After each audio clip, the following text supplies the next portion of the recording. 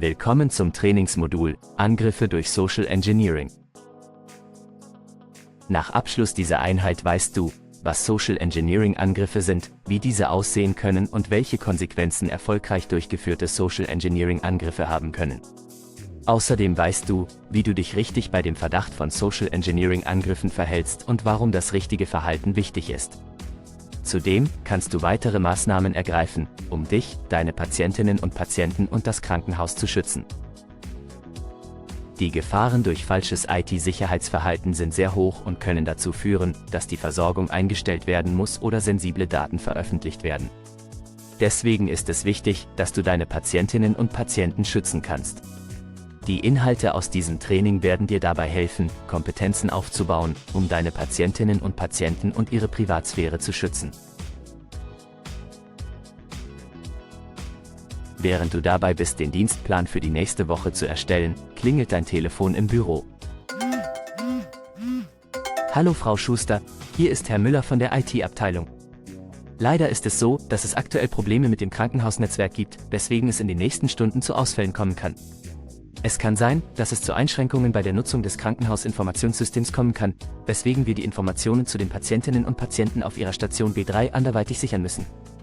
Da dies nur ein Admin machen kann, benötige ich Ihre Zugangsdaten, also Benutzerkennung und Passwort, mit dem Sie sich auf dem Stationscomputer anmelden.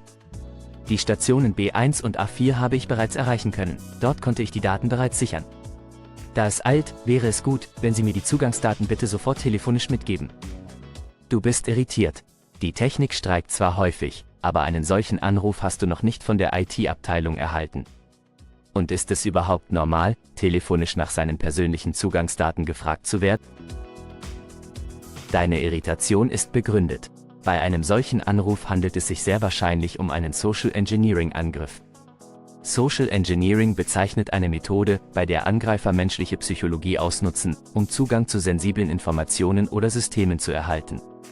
So täuschen, überreden oder manipulieren sie ihre Opfer, damit diese sensible Informationen preisgeben oder unerwünschte Handlungen ausführen.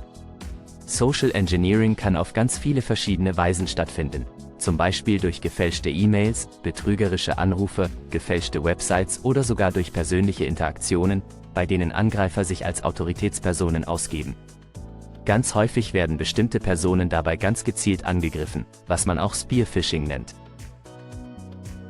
Bei dem Anruf, den du erhalten hast, gibt es mehrere Hinweise, warum es sich um Social Engineering handeln kann. Zunächst vermittelt der Angreifer ein Gefühl von Dringlichkeit. Wenn du die Zugangsdaten nicht teilst, dann hast du keinen Zugriff mehr auf die Patientendaten, was deine Arbeit und die Gesundheitsversorgung einschränken kann. Gleichzeitig gibt er sich als Mitarbeiter der IT-Abteilung aus, also als jemanden, der befugt erscheint, solche Informationen erhalten zu dürfen.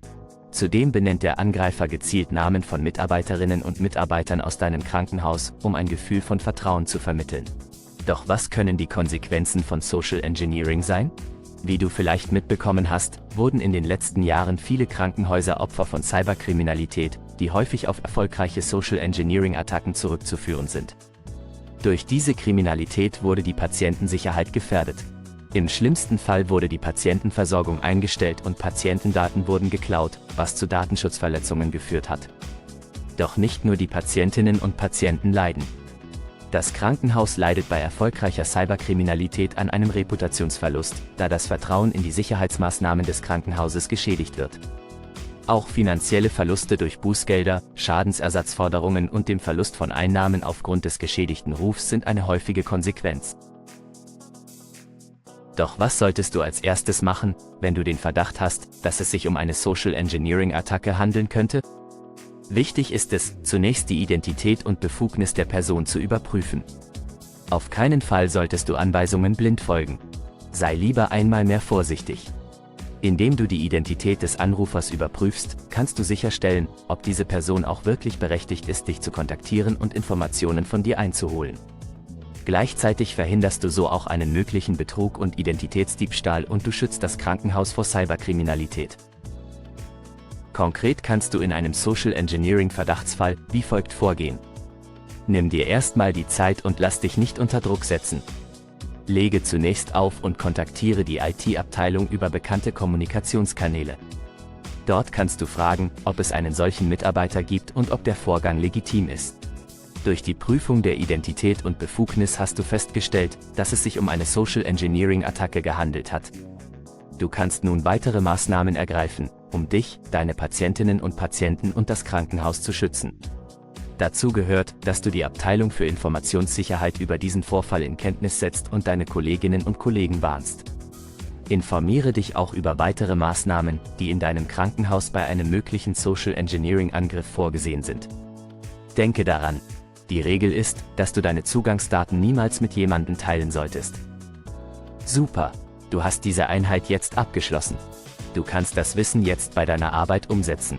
Dadurch steigerst du das Sicherheitsbewusstsein in der ganzen Einrichtung und du schützt dich, deine Patientinnen und Patienten und das gesamte Krankenhaus. Gut gemacht!